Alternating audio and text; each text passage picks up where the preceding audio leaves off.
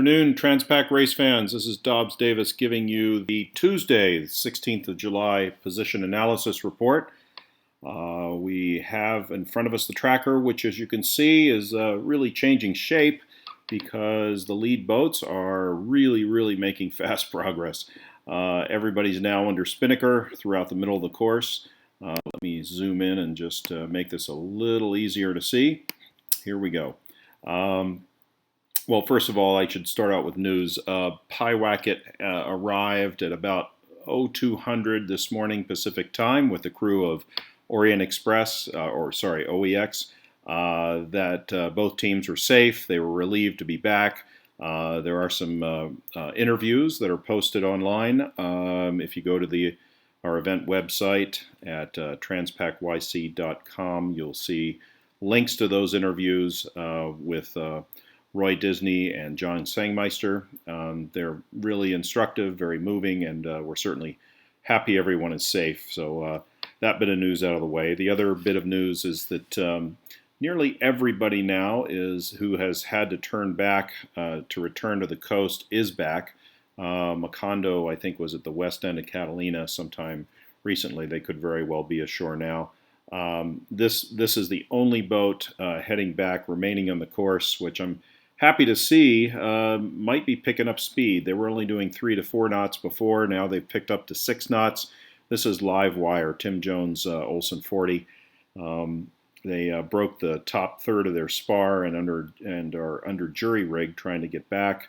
I think they are probably less than 200 miles back to the coast now, and at 6 knots, that's great. That's a good increase in speed and hopefully shorten their time and have a safe trip back. Meanwhile, everybody else out here, unfortunately, for those guys going back, are enjoying fantastic sailing conditions. We'll turn on our wind graphics here, and you'll see why. Everybody's in the green. Everybody's enjoying winds in the teens, sometimes better. Those that are from the last wave of starters on Saturday are now fully out of the reaching mode, starting to get into the running mode. As you can see by their tracks, they're going fast, gradually lifting. Everybody's got kites up now and are reporting just fantastic sailing. Those are the second group of starters from Friday. They're also they've been enjoying good sailing now for a few days.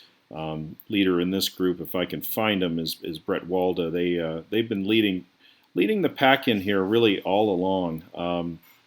Really doing a fantastic job. We haven't received many reports for them other than one yesterday, probably because they're really focused on sailing, and that's why they're ahead. We did receive a funny report today from the guys on Argo. They had a funny story about agreeing that dehydrated food was terrible amongst their 3 nationalities on board with different cultural tastes and interests. But one thing I want to point out is how fast these boats are going. Argo at 26 knots is really chewing up the miles fast. They did 551 miles in the last 24 hours. So really extraordinary speeds. And with not many miles left to go, this is here's the distance to the finish, 860. Now, as you can see, they're at an angle. They're going to have to be jibing at some point once they cross the rum line and decide where the wind has lifted them enough so that they can have a good angle to come back. Their rival here is Power Play. That's been Peter Cunningham's boat. They've been closest to them in that Mod 70 group. Oops, how did that scroll out? We will try to get back here. Sorry about that, folks. But this does give us a sense of the big picture. So all these guys here, lead monohulls in the Wednesday group, are ahead of the halfway point, along with the Mod 70s. At this point, probably some of these boats, actually probably most of the boats here in, even Cal 40s now, past the halfway point. So everybody's really doing well. I think overall, when you look at the leaderboard, the boats that are leading under handicap overall are Bretwalda and Hamashi. Hamashi's a J125. Both these boats were part of the Friday starter group. And as we've been saying all along, this group is probably doing the best overall because they haven't had any parking lots, nor have they had any serious deviations from the classic S-shaped Transpac course. They didn't have to go too far south to avoid the high like the first group of starters did. And like the last group of starters, they didn't have any of that parking lot effect the first night they were out. So not surprising, these guys are in the lead now in corrected time, followed by the best sailed, or sorry, I shouldn't say best sailed. You never know how people are going out there, but by their current position, Viva, the Cal 40, also doing well in overall corrected time. So again, well sailed boats get rewarded for sure. Luck definitely plays into it, but that's the current leaderboard in the standings. I'm just going to look ahead a little bit here in the wind forecast. Where are we now? 13:04 Hawaii Standard Time. Let's go to this time tomorrow. And as you can see, looks like this particular weather model predicts a little bit of lightning conditions. So for those that are projected to be down in this area tomorrow, they might experience a little bit lighter wind, maybe a little less lifted as well. So that's actually kind of good. If the breeze does drop a little bit, you'd want it to be headed, not lifted. So we'll see how that may or may not affect their tracks. Anybody who's out here is still going to enjoy pretty good pressure. And then just looking forward another day, if you believe these models this far out.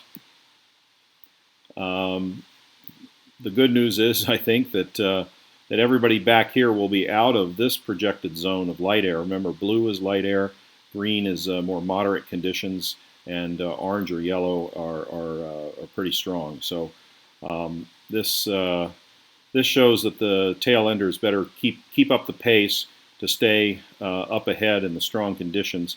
What this also may mean is that, just looking ahead on the course, that those that are out here, the very fastest catamarans and monohulls, might have a little bit of an advantage in making their final approach in a little more breeze, looking at this zone. And if we look even, oops, that zoomed out again. Let's pull it back in.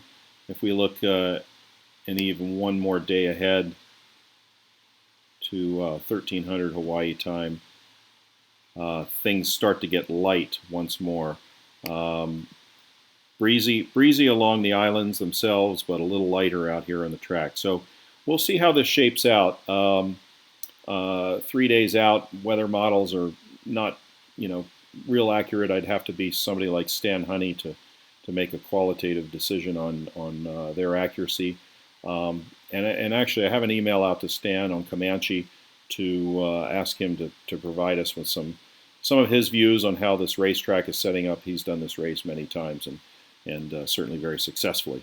So that's our report for today. I want to thank you for tuning in, and we'll hope to see you again tomorrow. This is Dobbs Davis signing off for Transpac for 16 July Analysis Report.